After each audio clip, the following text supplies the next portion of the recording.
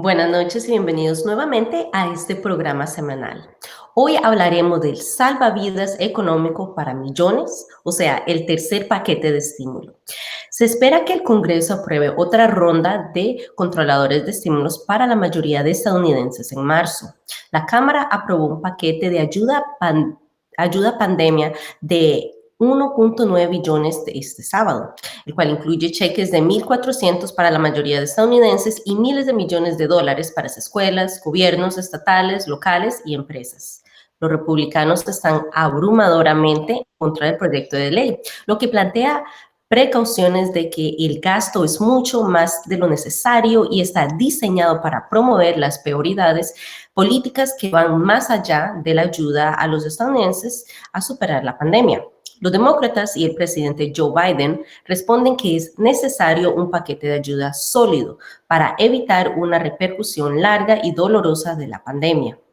Ahora bien, aún así, si el paquete de estímulo pasa al Senado, se pueden realizar cambios a la resolución, lo cual retrasaría las negociaciones y pues tendría que regresar a la Cámara de Representantes para una nueva votación hasta que logre un acuerdo bipartidista.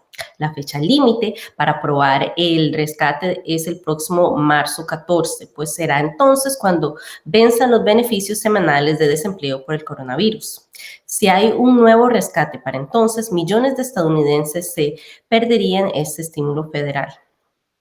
De aprobarse y firmarse el rescate económico el 14 de marzo, los primeros pagos del tercer cheque de estímulo serían enviados a partir de la semana del 22 de marzo. Y hoy para aclararnos absolutamente todas estas dudas nos acompaña Enrique Castro Suriano. Él es el cofundador de BH Ventures y el creador del podcast El Taco Financiero. Buenas noches, Enrique, ¿cómo estás? Rita, buenas tardes. Un gusto estar aquí contigo y con tu audiencia. Muchísimas gracias. Y quiero recomendarle a todos de que si tienen alguna duda, algún comentario, con mucho gusto nos la dejen en los comentarios. Bueno, Enrique, ¿cómo llegó el acuerdo, cómo se llegó el acuerdo, el tercer paquete de estímulo económico? Mira, Rita, como tú sabes, como resultado de la pandemia, desde la administración anterior del presidente Trump, el gobierno lanzó paquetes de estímulo para rescatar a la economía y poder controlar inicialmente esa pandemia y ahora salir de la pandemia. En marzo pasado, en marzo del año pasado, se aprobó lo que se conoce como la CARES Act, que es una ley por más de 2 billones de dólares, que fue la primera que otorgó cheques de estímulo a muchos ciudadanos por $1,200 y una serie de diversos estímulos, entre ellos apoyos a algunos gobiernos locales, recursos para hacer testings y, muy importante, un programa para negocios que se llama el Paycheck Protection Program.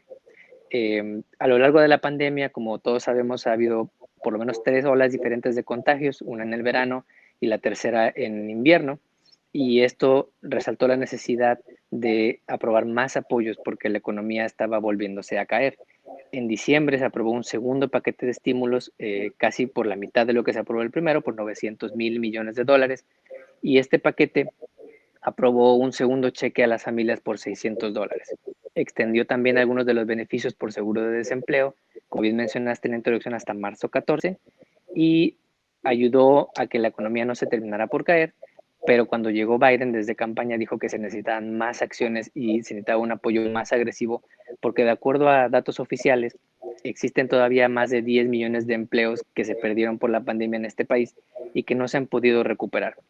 Entonces, esto nos lleva al día de hoy en el que está discutiéndose en el Senado la ley propuesta por el presidente Biden para poder apoyar las campañas de vacunación, apoyar las campañas de testing, apoyar a gobiernos locales, escuelas y otorgar este cheque famoso de $1,400 a las familias, con la esperanza de que este sea, de acuerdo con el propio gobierno, el último paquete de apoyo que se requiera para poder salir de esta pandemia. Bien dicho y claro, como acabas de comentar, esto está pasando en estos momentos conforme hoy más o menos vamos a ver un poquitico más sobre esto. Y Enrique, ¿quién es elegible para los famosos cheques de estímulo de 1.400? Esa es una pregunta bien interesante, Rita. La ley que se aprobó por la Cámara de Representantes el sábado de la semana pasada aprueba un estímulo de $1,400 para las personas que ganen menos de $75,000 al año o para hogares o matrimonios que ganen hasta $150,000 al año. Este apoyo para aquellos que ganen de 75,000 a $100,000 todavía existiría, pero con un monto menor, es decir, habría un phase out del estímulo hasta llegar a cero cuando la persona gane $100,000 al año o la pareja gane $200,000 al año. En el Senado se empezó a discutir y ya ahora es público que se aprobó un ajuste en estos límites, y lo que va a pasar muy probablemente en el Senado es que a partir de los $80,000 en ingreso anual para las personas que hagan su filing como solteras, o $160,000 para las parejas, ya no existiría un apoyo por arriba de esos montos. Las personas que sigan ganando menos de 75,000 o parejas de menos de 150,000 seguirían recibiendo este cheque de 1,400, y muy importante, por cada dependiente económico se agregaría un monto de $1,400. Por ponerte un ejemplo, una familia que reporta juntos su tax return y que gana menos de $160,000, menos de $150,000 al año, con dos dependientes, estaría recibiendo cerca de $5,600 en su cheque de estímulos para este hogar. Claro. Y entonces hay bastantes cositas que se tienen que poner al tanto y se tienen que tener pendiente, que más o menos es lo que viene a la siguiente pregunta. Los padres con niños de diferentes edades, ¿qué beneficios en particular se les puede brindar? Yo diría que hay dos beneficios que se están ahorita discutiendo en el Senado, literalmente mientras tenemos esta entrevista. El primero es, como te decía, el estímulo de $1,400 por cada dependiente económico. Esto tuvo un par de mejoras respecto a las leyes anteriores. La primera fue que se aumentó el monto, porque antes en los paquetes anteriores el monto de apoyos era de 600 o de $500 por cada dependiente, y ahora el monto es de 1,400 por cada dependiente económico. Esto va a ayudarle a las familias a tener mayores recursos en el cheque de estímulo, pero además la elegibilidad también aumentó, porque en la ley que se pasó en marzo del año pasado solamente eran elegibles para tener un aumento en el estímulo los dependientes económicos de menos de 16 años. Esto se cambió para incluir dependientes también adultos y adultos mayores que sigan siendo dependientes económicos del hogar, lo cual aumenta el monto potencial que las familias podrían recibir. El segundo estímulo o el segundo apoyo para los padres con niños es el aumento en el Child Tax Credit, que es una deducción que actualmente es de $2,000 por cada uno de los niños, y que en las declaraciones de impuestos se va a poder aumentar a $3,600 por cada niño, o $3,000 por cada niño si tiene de 7 a 17 años. Esto es un aumento de por lo menos el 50-60% en el Child Tax Credit, que las personas van a poder deducir en sus declaraciones de impuesto que tienen que presentar en el mes de abril. Entonces es bien importante, si este paquete se llega a aprobar, las personas van a recibir más dinero por el cheque de estímulos y van a poder deducir más con este crédito en sus declaraciones. Claro, y bueno, que en buena hora, o sea, viene en el momento justo eh, que se puede juntar con los impuestos y todo. Y qué interesante eso que usted está resaltando de las diferentes edades, que no solo para dependientes menores, pero también especialmente para las familias hispanas que tienden a ser multigeneracionales, que hay bastantes personas que se pueden calificar como dependientes. Vamos a hablar un poquito más de cómo beneficio afecta a la comunidad latina. Pero bueno, el, ¿cuándo podríamos empezar a ver estos pagos? Me dijo a final de abril, entonces toda la gente podría esperar su chequecito en abril.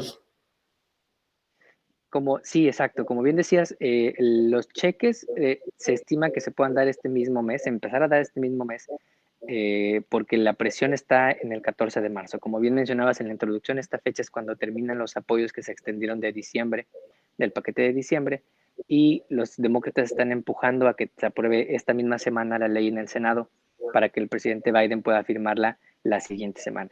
Esto iniciaría, como tú dices, después del Spring Break, empezaría la distribución de los cheques a las familias.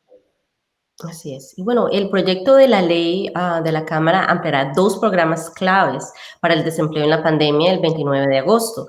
¿Qué nos puede decir al respecto? Bueno, uno de los cambios que se están trabajando en el Senado respecto a los programas de estímulo anteriores es el aumento en el pago semanal por seguro de desempleo. Inicialmente se había aprobado un aumento de $300 por semana en el seguro de desempleo y actualmente están discutiendo un aumento de $400 por semana en el seguro de desempleo. Como bien dices, van a ampliarse hasta el día 29 de agosto. En mi opinión y en la opinión de varios analistas, ha habido críticas sobre esta medida porque hubo pruebas, hubo reportes de que varias personas terminaban aumentando sus ingresos al recibir el seguro de desempleo que en sus trabajos anteriores o que en los trabajos que tenían antes de la pandemia. Hay algunos académicos que dicen que una medida que se pudo haber mejorado respecto al seguro de desempleo era hacerlo condicional a la evolución de la economía en los siguientes meses. Por ponerte un ejemplo, si se creaban más empleos en los próximos meses, que este estímulo pudiera ir bajando hasta que las cosas regresaran a los niveles que teníamos antes de la pandemia. Pero por como está ahora el estímulo, sería un estímulo de $400 por semana en apoyo por seguro de desempleo a las familias. Perfecto. Este proyecto también plantea expandir la asistencia nutricional, que más o menos tiene que ver con esto de ayuda social. Cuénteme de qué manera el plan promete hacer esto. Gracias, Rita. Como bien sabes, hay cerca de 24 millones de adultos en Estados Unidos que no tienen suficiente para comer en la semana, de acuerdo con los últimos datos del censo. Lo que está proponiendo el paquete de estímulos presentado por el presidente Biden y discutiéndose en el Senado es extender hasta el mes de septiembre el programa de asistencia nutricional, que es mejor conocido como SNAP o Supplemental Nutrition Assistance Program. Con esto, el presidente Biden espera que esto le ayude a las familias, a estos 24 millones de personas que con apoyos alimenticios y nutricionales para que la pandemia no les afecte en el largo plazo su salud y su productividad en el futuro. Así es. Otro tema dentro del paquete sería la ayuda a vivienda y cómo este plan sugiere ayudar a las personas alquilando y a dueños de vivienda. Como bien lo mencionas, hay dos tipos de apoyos que se están planteando como parte de esta medida. La ley incluye 30 mil millones de dólares en programas de apoyo para el pago de la renta, para aquellos que rentan su casa o su departamento, y 10 mil millones de dólares en apoyo para el pago de hipotecas. Por lo general, estas hipotecas tienen que ser hipotecas garantizadas por el gobierno, y esto es en adición, o esto es adicional a lo que ya se había aprobado en paquetes anteriores, que son 25 mil millones de dólares ya aprobados previamente para apoyos a personas que puedan pagar su renta. Así es. En el tema de la educación, especialmente con esto de la pandemia, sabemos de que muchas personas, si alguien ha hablado con alguien que tiene hijos, sabe de que ha sido un cambio completo y se necesita esta ayuda tanto para los papás, para todo, para las personas que están proveyendo cuidado infantil, etcétera. Entonces, cuéntenos, ¿cómo el planea el tema, cómo plantea el tema de la educación y el cuidado infantil y cómo va a tratar esto?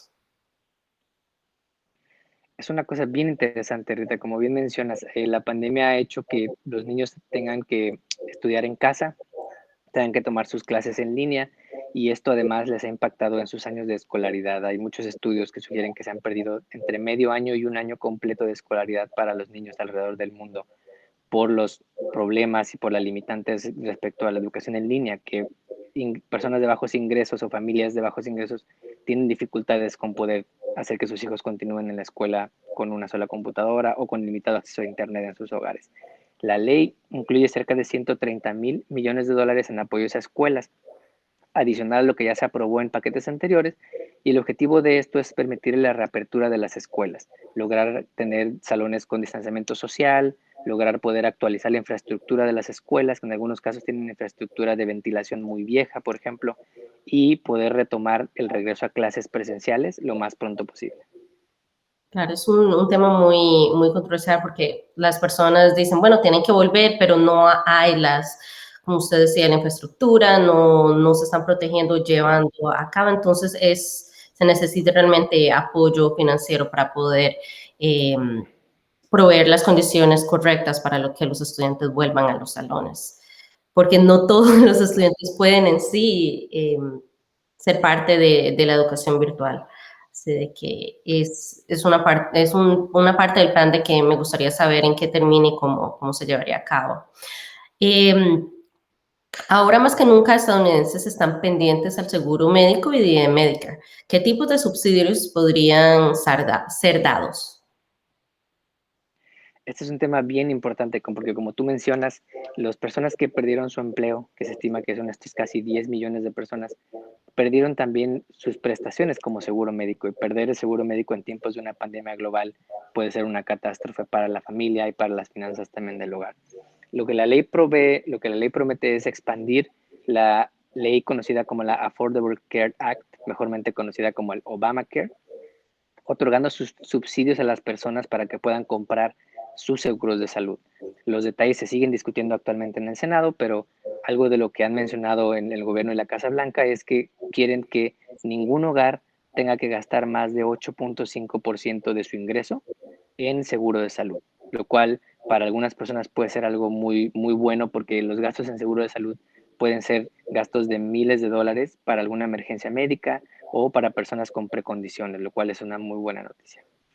Totalmente, especialmente que algo que no había considerado y me parece muy importante que usted lo recalcara es esto de que cuando usted pierde su empleo, pierde su seguro y normalmente o algunas personas no pueden acceder al mercado, al seguro del mercado libre, que tal vez puede ser más caro. Entonces, tener ese apoyo nos ayuda bastante a estadounidenses en estos momentos críticos.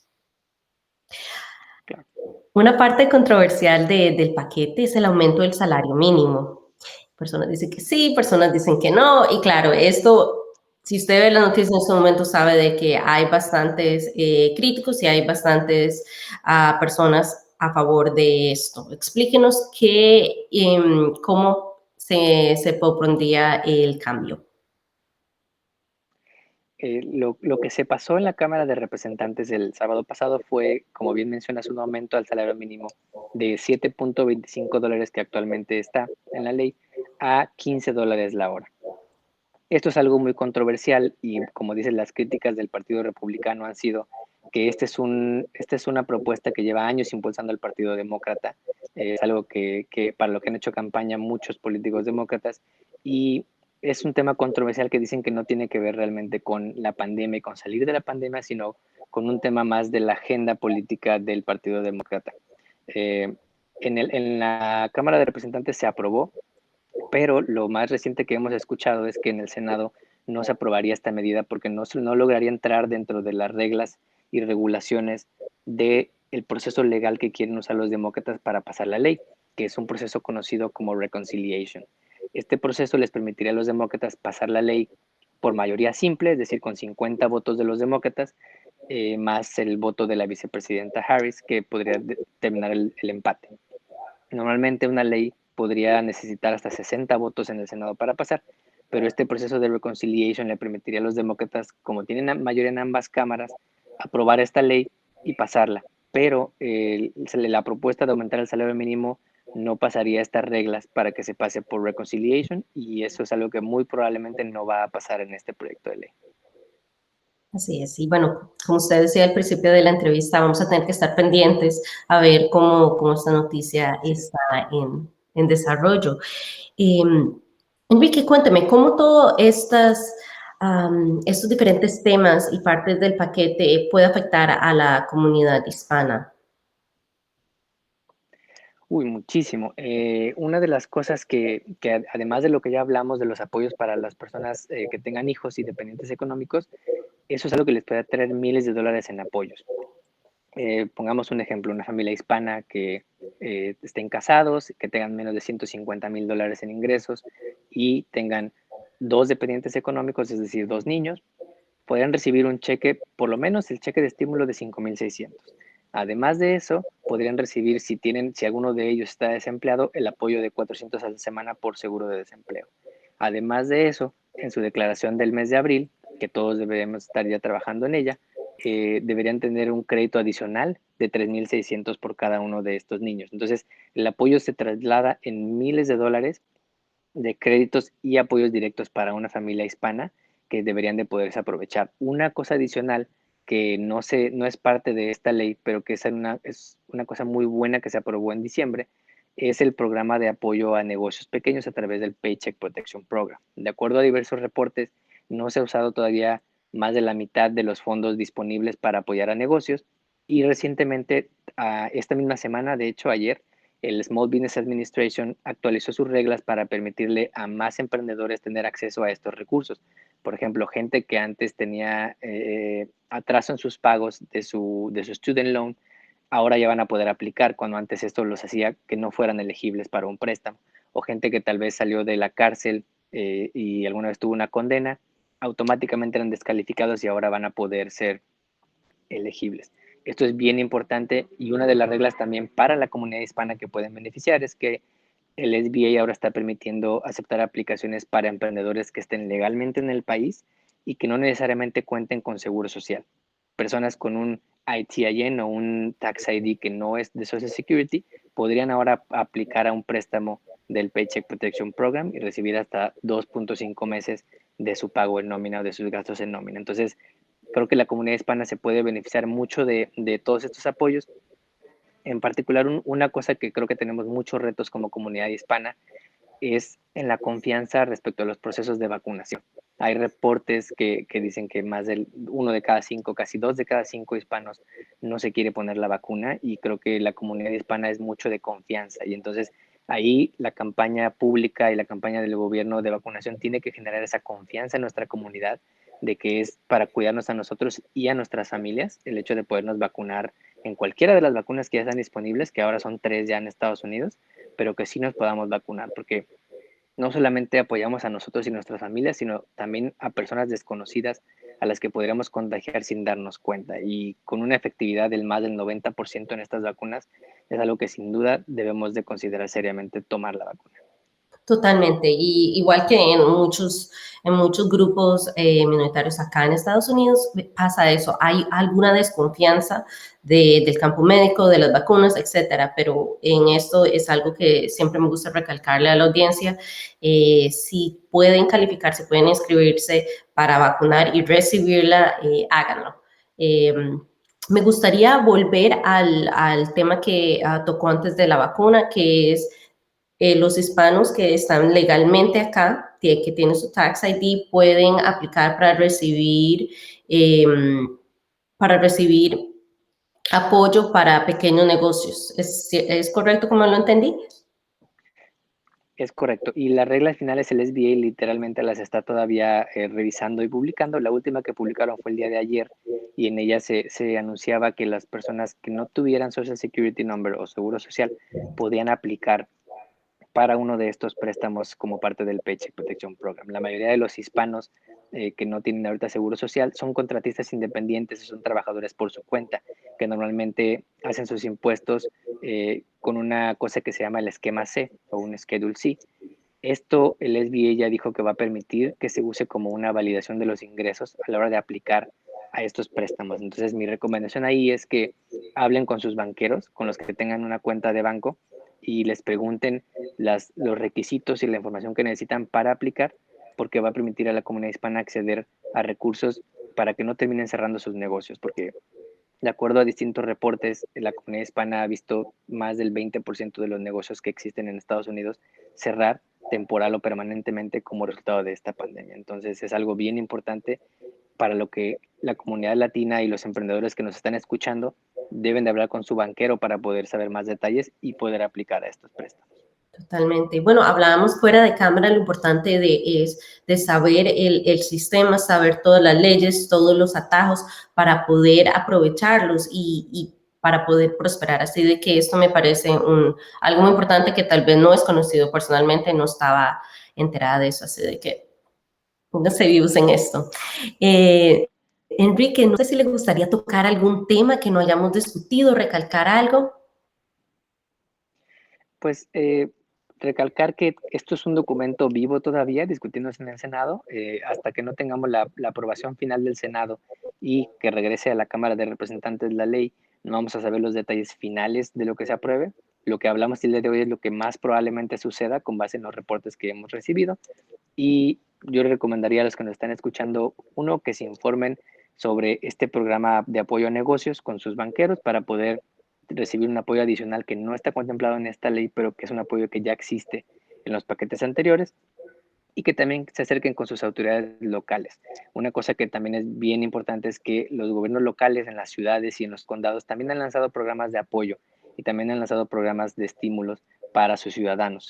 Por ponerte un ejemplo, aquí en el condado de Harris, la jueza Lina Hidalgo, junto con el alcalde Sylvester Turner, aprobaron un programa de apoyo a la renta para los que residan en el condado por hasta 159 millones de dólares, y es algo que puede beneficiar mucho a las personas que ahorita tal vez tengan problemas para pagar su renta. Entonces, acercarse con las autoridades locales, informarse a través de las páginas oficiales y a través de medios oficiales e imparciales como el tuyo, por ejemplo, Rita. Y obviamente, si quieren saber más información, yo en mi podcast semanal trato siempre de publicar actualizaciones sobre lo que pasa con la pandemia y sobre los estímulos que se están otorgando.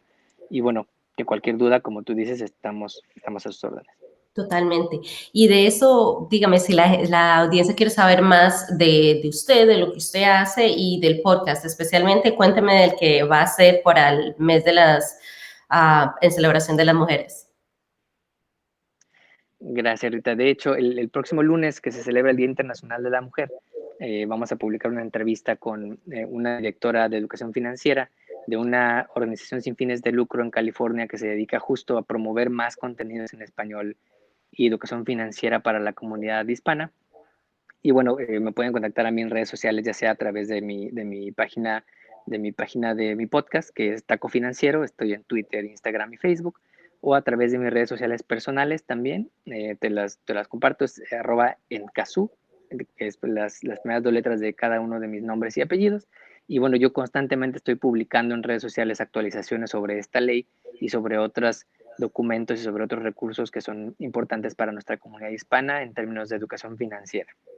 Así es, bueno, y como le dije a toda nuestra audiencia, dejen los comentarios después del en vivo si no se los podemos contestar. Yo busco a alguien que me ayude, así bueno, molestamos a Enrique para que nos ayude en este tema tan importante. Y muchísimas gracias por recordarnos de que es una noticia en desarrollo, como usted dijo, es un documento vivo y vamos a ver qué espera en el paquete y a qué evoluciona. Así de que muchísimas gracias por sintonizarnos hoy. Lo espero la semana que viene y buenas noches.